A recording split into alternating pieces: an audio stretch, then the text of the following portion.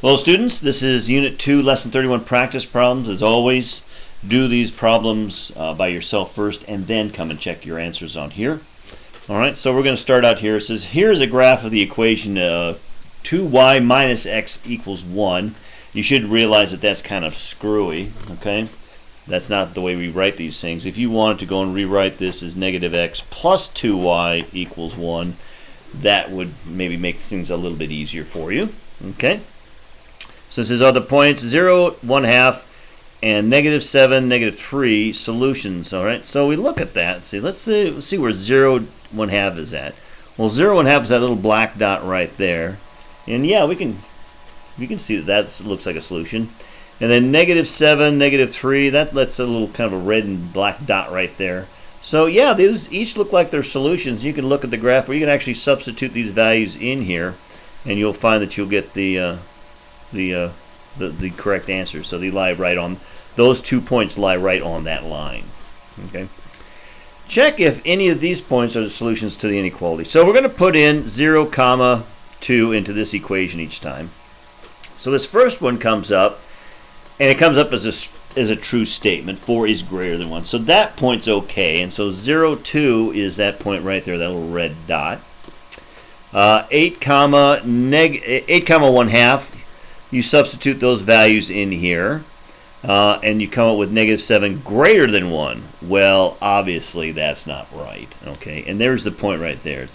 It would appear that it's on the wrong side of the line. It's not giving a true statement.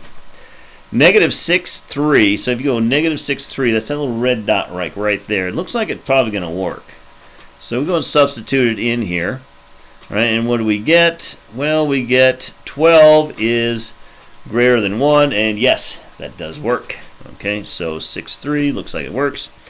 And negative 7, negative 3, well, we already know it's on the line. All right, but what we're supposed to be doing is looking for this. All right, that's supposed to be a dashed line.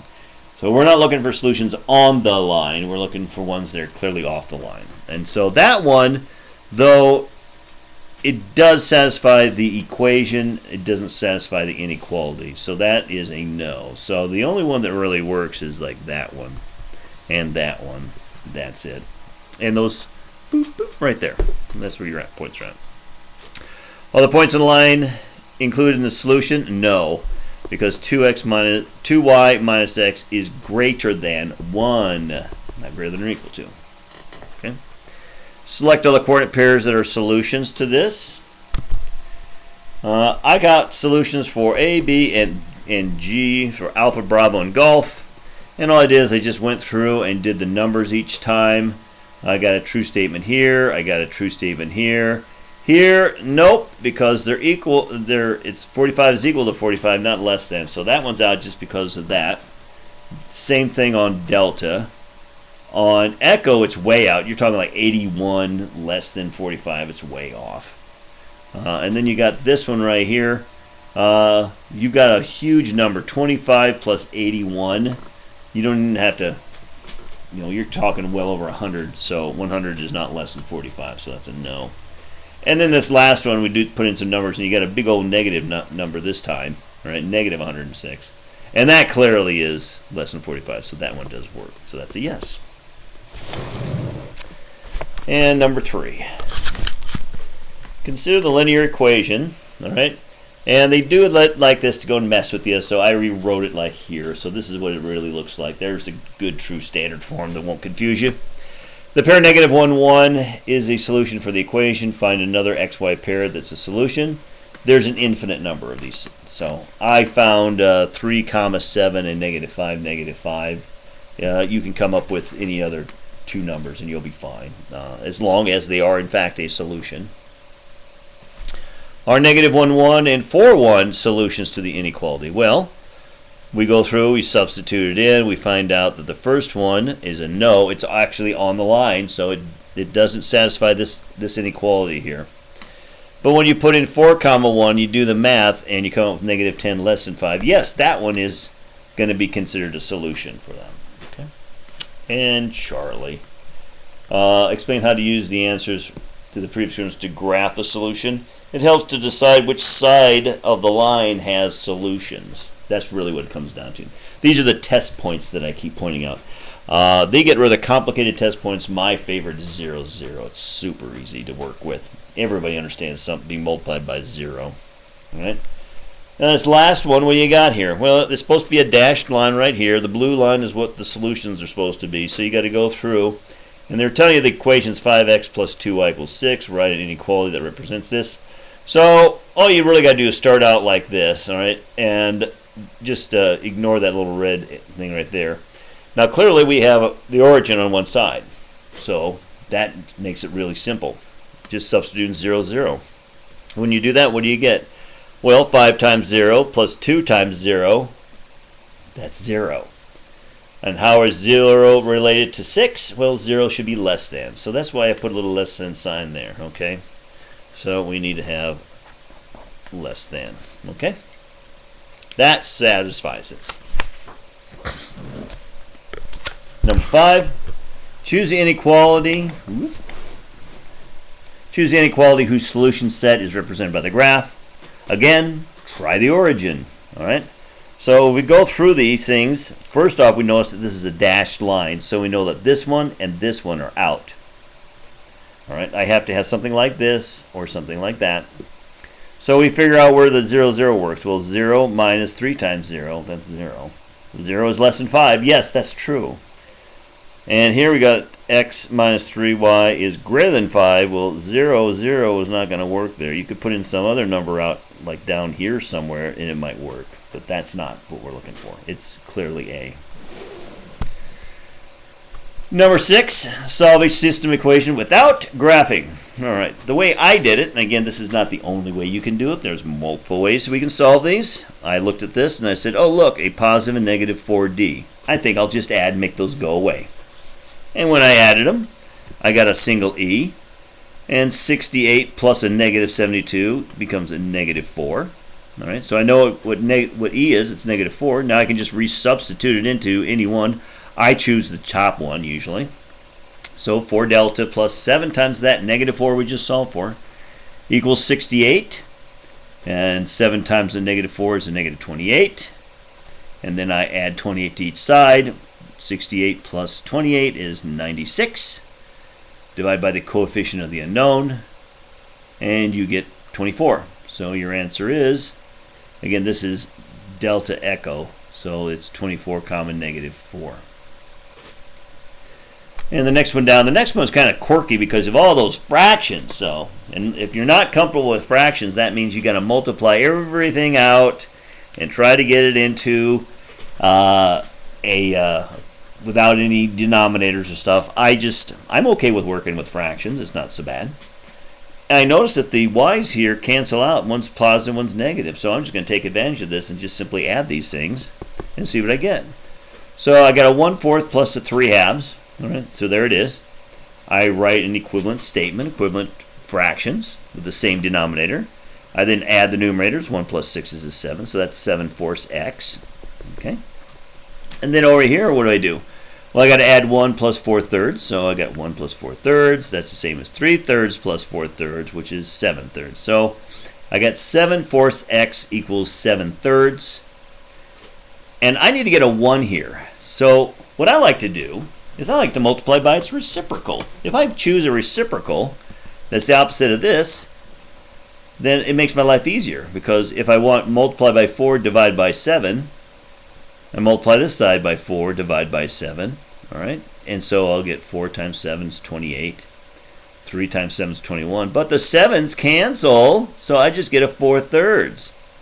So now that I know that x is 4/3, I can now resubstitute it in. And I'm going to choose the one with the 4th as opposed to the 3/4, because the 4s will now cancel. And so I get 1/3 plus y is 1. And so I subtract a 1/3 from both sides. Y is 2/3. So there's your answer. 4/3 comma 2/3. And number 7. All right. So they're basically asking you, you start here, you got to here, how'd you do it? You subtracted, right?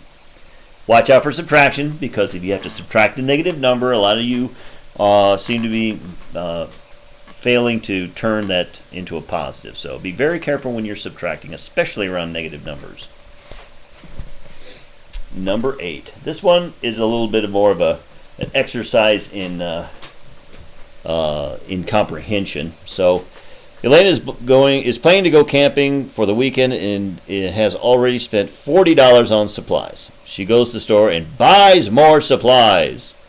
Which inequality represents D, the total amount of dollars that Elena spends? Well, since she already spent 40 and she's spending more, it's definitely greater than 40.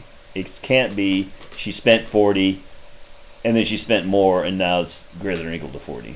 You could make some arguments about that, about B, but if I was to choose the best single answer, I would choose A. A is the single best answer to tell you the total amount of money that Elena spent on supplies. Number 9, fractions. Single variable. So, like I say, there's 2 uses for least common denominator. Add, subtract fractions, or eliminate fractions. So we're going to use that to find the least common denominator, 6. Between 3 and 2, the least common denominator is 6. So I'm going to multiply both sides by 6. 3 and 6 cancel to give you a 2. 2 and 6 cancel to give you a 3. So now it's just 2 times x minus 4, 3 times x plus 3. You distribute here. You distribute here. Notice that I'm continuing to keep my inequality sign in the same direction. And now I add and subtract things to get things on the right side. Between 2x and 3x, I'm going to move the small rock over. All right, so 3x minus 2x gives me a single x. I'm going to take the 9 here. I'm going to subtract 9 from both sides. Minus 8. Minus 9. All right, gives you a negative 17. So x is a negative 17. And you can go through here and you can check your work too.